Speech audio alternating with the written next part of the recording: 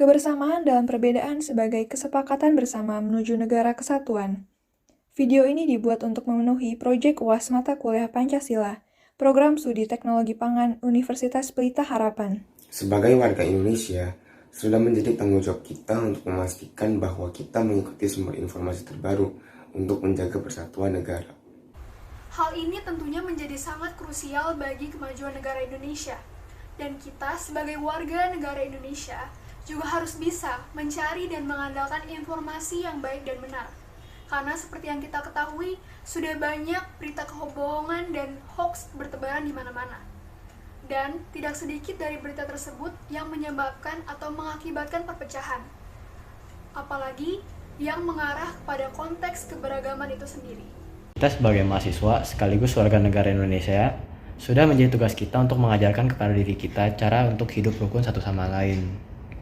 Agar dapat memahami lebih lanjut tentang cara untuk hidup rukun di negara yang memiliki banyak sekali perbedaannya ini, maka kami telah melakukan interview dengan salah satu narasumber yang merupakan ketua dari Forum Nasional Bhinneka Tunggal Ika untuk membagikan sedikit pendapat beliau beserta pandangannya terkait topik kita hari ini, yakni menjalani kebersamaan dalam perbedaan sebagai kesepakatan bersama menuju negara kesatuan untuk memajukan Indonesia. Selamat malam, Pak. Selamat malam. Perkenalkan, kami dari Universitas Pelita Harapan. Nama saya Alvin Septian. Bersama rekan-rekan saya, Alvin Rianto, Kesha Kristianti, dan Kesha Wela Rapana. Pada malam hari ini, kami ingin mewawancarai Bapak selaku ketua dari Forum Bhinneka Tunggal Ika mengenai topik kami yaitu kebersamaan dalam perbedaan sebagai kesepakatan bersama menuju negara kesatuan. Sebelum memulai wawancara, mungkin boleh Pak sebelumnya Bapak memperkenalkan diri terlebih dahulu. Assalamualaikum warahmatullahi wabarakatuh. Salam sejahtera untuk kita semua. Saya perkenalkan dulu diri saya Solahuddin Malik. Kebetulan memang sebagai Ketua Forum Nasional Bhinneka Tunggal Ika cabang Kota Bekasi. Ini organisasi baru tahun 2017 didirikan. Kita cabang Bekasi ya, karena ada pusatnya di Jakarta. Kawan-kawan muda yang inisiator yang membuka organisasi ini sebagai bentuk keprihatinan terhadap kondisi saat itu ya, di mana ketika maraknya pemilihan presiden itu kan banyak berita hoax, kemudian sikap-sikap intoleran, radikalisme dan sebagainya, dan itu organisasi ini muncul sebagai bentuk untuk menangkal kemudian mengantisipasi segala bentuk intoleran yang terjadi di masyarakat. Kemudian karena kita sekretariatnya ada di Kampung Sawah, di mana Kampung Sawah itu terkenal dengan daerah yang sangat menjaga toleransi. Visi dan misi kita itu ya sama, akhirnya bagaimana mewariskan nilai-nilai toleransi itu kepada anak-anak muda. Seperti itulah kira-kira organisasi kita, Bhinneka Tunggal Ika di Kota Bekasi. Oleh karenanya programnya ya banyak, seperti kita bikin kemah kebinekaan ya, yang kemudian kita kumpulkan anak-anak muda supaya punya pemahaman sama, diberikan nilai-nilai tentang kebangsaan, kecintaan kepada tanah air, kemudian menghindari isu-isu intoleran. Yang kedua, saya sebagai pengurus Ponpes YASPI. Saya salah satu pengurus sekretaris yayasan di YASPI. Jadi kurang lebih itu saya perkenalkan tentang diri saya.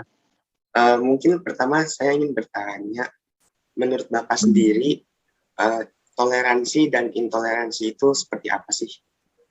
Toleransi itu memberikan kesempatan kepada orang lain untuk menjalankan ibadah dengan sebaik-baiknya tanpa ada halangan, hambatan, dan juga rintangan. Jadi ada kebebasan ya, menjalankan agama masing-masing tanpa ada gangguan. Itu toleransi. Kalau intoleransi berarti ya ada upaya untuk menghalangi, upaya untuk memberikan gangguan kepada orang lain untuk menjalankan ajaran agama yang baik. Saya kira itu definisi yang saya pahami tentang toleransi dan intoleransi. Pak, Ya. berarti toleransi itu bagaimana kita bisa menghargai orang lain ya, meskipun kita berbeda-beda. Lalu yang selanjutnya bisa diceritakan Pak tentang kegiatan-kegiatan apa yang udah pernah diadakan oleh forum ini? Ya, Forum Nasional Bhinneka Tunggal Ika dideklarasikan tahun 2017. Waktu itu di Gor Yaspi ya, Gedung Olahraga Yaspi. Hadir waktu itu Kiai Ma'ruf Amin yang sekarang wakil presiden. Waktu itu mewakili MUI beliau, unsur dari Islam ya, tokoh Islam nasional. Kemudian ada Romo Magnus Suseno dari Katolik ya. Kemudian dari Kristen ada Romo, siapa saya lupa yang jadi sekarang ketua PGI itu ya. Jadi itu 3 tokoh agama besar datang dalam satu panggung. Kita mengundang menteri juga waktu itu nggak ada yang datang. Tapi saya menganggap bahwa itu adalah panggung yang mahal karena ada 3 tokoh agama besar hadir dalam satu panggung. Kemudian ditambah ketua Ornas Pusat juga sebagai pembicara. Tema waktu itu selain deklarasi juga ada diskusi ya seputar tentang mewariskan nilai-nilai toleransi itu kepada masyarakat. Itu kegiatan kita pertama. Hadir pemuka agama dan masyarakat agama dari berbagai agama ya di Gori Aswi waktu itu menandai deklarasi Pornas Bekasi itu pertama kali. Kemudian kita juga pernah bikin silaturahmi nasional, silaturahmi kebangsaan yang itu dibuat untuk menindaklanjuti kegiatan pertemuan masyarakat antar umat agama di Kampung Sawah. Dulu namanya ngeriung bareng, ngeriung itu berkumpul bareng-bareng tanpa melihat sekat perbedaan gitu ya. Kemudian bicara apa aja yang menyenangkan sehingga kemudian menambah keakraban itu ngeriung bareng. Ya, baik Pak. Berarti kegiatan yang sudah dilakukan oleh komunitas Forum Nasional Bhinneka Tunggal Ika ini sudah banyak ya Pak berkontribusi untuk membangun persatuan di dalam perbedaan yang ada di masyarakat. Untuk pertanyaan selanjutnya Pak, ya, apakah pernah ada permasalahan atau konflik yang terjadi karena adanya perbedaan itu sendiri di dalam komunitas ini Pak? Dan apabila ada, mungkin Bapak bisa menceritakan dan bagaimana caranya menghadapinya ya Pak? Kalau di Pornas sendiri hampir tidak ada gesekan, tidak ada benturan karena perbedaan, karena orang-orang yang hadir di situ ya memang orang-orang yang peduli gitu ya tentang persatuan. Ya mereka juga hadir di situ memang bukan untuk dirinya sendiri tapi untuk masyarakat, memberdayakan masyarakat supaya kemudian bisa mengesampingkan perbedaan dan lebih memilih pada persatuan, kerukunan itu.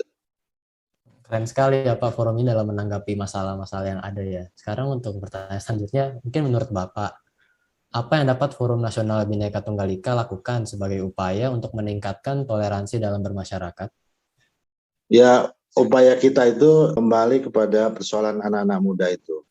Hambatan, rintangan itu kan bisa datang bahkan langsung ke gadget, ke handphone mereka gitu ya, di media sosial. Berita ini, berita itu yang kemudian bisa menggoyahkan pikiran. Maka upayanya di offline di dunia nyata itu kita harus ada upaya untuk membenahi itu semua. Makanya lewat kayak camping kebinekaan itu di mana kita ngumpulin anak-anak muda itu salah satu upaya kita meminimalisir supaya anak muda itu nggak terpapar sikap intoleran dan berita-berita hoax yang menyesatkan itu yang nggak benar. Iya. Begitu. Oke, berarti sebenarnya kunci untuk menciptakan dan mewujudkan persatuan kesatuan itu adalah toleransi ya Pak ya? Betul. Oke. Kalau begitu terima kasih Pak Salahuddin sekali lagi atas ketersediaannya untuk mengikuti wawancara pada malam hari ini. Ya semoga wawancara hari ini bisa berguna untuk kita semua yang menonton videonya. Lalu narasumber kami yang kedua ialah seorang pendeta dari Gereja Kristen Indonesia yang pernah berperan serta menyelesaikan permasalahan yang terjadi di GKI Bogor. Iya, selamat siang Pak Darwin. Selamat siang teman-teman. Mungkin sebelum kita mulai, Bapak boleh Pak perkenalkan diri terlebih dahulu sedikit.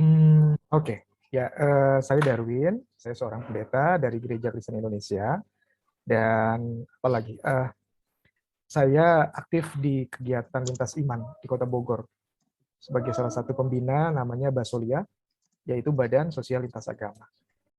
Oke, baik. Oh ya Pak, kemarin itu di Bogor kan karena saya anggota GKI ini, saya tahu sedikit ada masalah mengenai GKI Pengadilan bakal jemaat Taman Yasmin. Saya ingin tanya ke Bapak, kenapa GKI itu memutuskan untuk menggunakan tanah yang diberikan pemerintah Kota Bogor, padahal kan kita udah punya tanah yang lama. Gitu Pak. Jadi singkatnya, belasan tahun lalu kita ini punya tanah, lalu mengurus izin tanah itu untuk gereja, tetapi karena desakan massa, kemudian IMB-nya dicabut kira-kira. IMB-nya dibekukan. Nah, untuk pembekuan IMB itu kemudian pihak gereja melakukan upaya hukum. Upaya hukumnya apa? Upaya hukumnya kita melakukan tindakan menggugat keputusan pembekuan IMB tersebut ke PT UN, Pengadilan Tata Usaha Negara. Sampai kemudian kita menang, dan di tingkat Mahkamah Agung, tingkat tertinggi sistem peradilan negeri ini, kita dinyatakan sah. Nah, pemerintah mengakali keputusan itu dengan membuka segel yang dilakukan, tapi 3 hari atau berapa hari kemudian menutup kembali tanah tersebut. Atas ketidakadilan tersebut, kita mengajukan fatwa, minta fatwa, pendapat hukum dari Mahkamah Agung. Kemudian Mahkamah Agung mengeluarkan fatwa, setiap pihak harus mematuhi hukum, sebab negara ini negara hukum. Yang kedua, kalau pihak gereja merasa keberatan, silakan gugat kembali di pengadilan. Nah, karena kita melihat ini bukan sekedar hukum, tapi ada persoalan sosial, persoalan politik, dan lain-lain, maka kalaupun kita mengajukan upaya kembali hukum, nanti masalahnya nggak akan beres-beres. Maka kita tidak melakukan langkah hukum. Nah, karena itu IMB di lokasi lama kemudian sudah gugur dengan sendirinya, karena tidak ada langkah hukum yang kita lakukan. Nah, tetapi kan ada fakta ketidakadilan yang terjadi. Hak-hak kita yang tidak terpenuhi. Maka kita terus berjuang. Nah, pemerintah diberikan tanggung jawab oleh pemerintah Jokowi, pemerintah Bogor untuk menyelesaikan. Lalu diambillah jalan keluar, membuka kembali IMB yang dibekukan. Caranya adalah dengan mengurus izin dari awal. IMB baru. Nah, begitu mau diurus masih susah, masih ada luka, masih ada amarah, masih ada ketidaksetujuan dari orang-orang yang dulu menolak. Lalu opsi yang kedua diusulkan oleh Dewan Pertimbangan Presiden, membuat 2 rumah ibadah, masjid dan gereja. Tapi karena tanahnya terbatas, kalau dibuat rumah ibadah juga akan ada banyak persoalan yang muncul. Nah, opsi ketiga adalah pemerintah memberikan tanah hibah di lokasi kira-kira 1 km dari lokasi semula, lalu itu free, namanya juga hibah, dan izinnya dibantu oleh pemerintah Kota Bogor, dan puji syukur IMB-nya sudah keluar sekarang sedang proses pembangunan. Nah, jadi kenapa pihak gereja menerima hibah? Karena pihak gereja ingin agar kita ini nggak menang-menangan dengan pihak yang intoleran. Bahwa ada intoleransi, yes, kita mengakui. Tapi kita mau move on. Kalau kemudian di situ terus-menerus kita menang-menangan kalah-kalahan, nggak ada jalan keluar. Dan kemudian kita menarasikan seakan-akan semua relasi antar iman di Kota Bogor itu jelek. Padahal nggak juga. Ada satu jelek, ingin mempermalukan, yes. Tapi banyak narasi-narasi lain loh yang bagus. Bahkan proses pembangunannya saya dengar pemerintah pusat melalui Kementerian Agama juga akan support proses pembangunan gedung gereja ini. Nah, artinya ada itikat baik dari semua pihak untuk memperbaiki kekeliruan, kesalahan di masa lalu. Dan ini baik loh, maksudnya pihak-pihak yang dulu intoleran mendukung proses ini. Iya, ya mungkin siang ini seperti itu aja Pak. Terima kasih atas waktunya, terima kasih atas ketersediaannya. Setelah mendengar pandangan, pendapat, serta cerita dari kedua narasumber tadi, saya semakin sadar bahwa demi mencapai negara kesatuan dalam perbedaan ini, harus kita mulai dari diri kita sendiri. Dengan kita mau menerima perbedaan, dengan kita setuju untuk hidup dalam perbedaan ini, saya percaya negara kesatuan dalam perbedaan ini bukanlah hal yang tidak mungkin. Kita sebagai mahasiswa, generasi penerus bangsa, sudah sepatutnya menerima perbedaan dan keberagaman ini. Dengan mengikuti kegiatan nasional dan aktif berpartisipasi dalam acara-acara yang berbaukan Pancasila dan Bhinneka Tunggal Ika, serta mau bergaul dan berelasi dengan pribadi orang-orang yang berbeda dengan kita. Karena kalau bukan kita, lalu siapa lagi? Kebersamaan dalam perbedaan ini menurut saya bukanlah suatu hal yang sulit untuk dicapai. Namun untuk mencapainya tentu saja diperlukan proses terlebih dahulu. Menurut saya, hal ini dapat dilakukan dengan bagaimana cara kita memiliki inisiatif untuk membangun relasi dan interaksi dengan orang-orang yang memiliki latar belakang yang beragam dan berbeda dengan kita. Menurut saya, kunci untuk mewujudkan persatuan dan kesatuan adalah toleransi. Karena dengan toleransi, kita bisa jadi saling mengerti. Saya bisa belajar dari teman saya, begitu pula sebaliknya. Namun saat ini, banyak orang, terutama remaja, cenderung ingin menjadi sama seperti lingkungannya, seperti teman-temannya, karena memang merasa bahwa perbedaan itu sesuatu yang aneh. Jadi, mari kita sama-sama menumbuhkan sikap toleransi di dalam hidup kita, karena toleransi merupakan kunci untuk mewujudkan persatuan dan kesatuan Indonesia.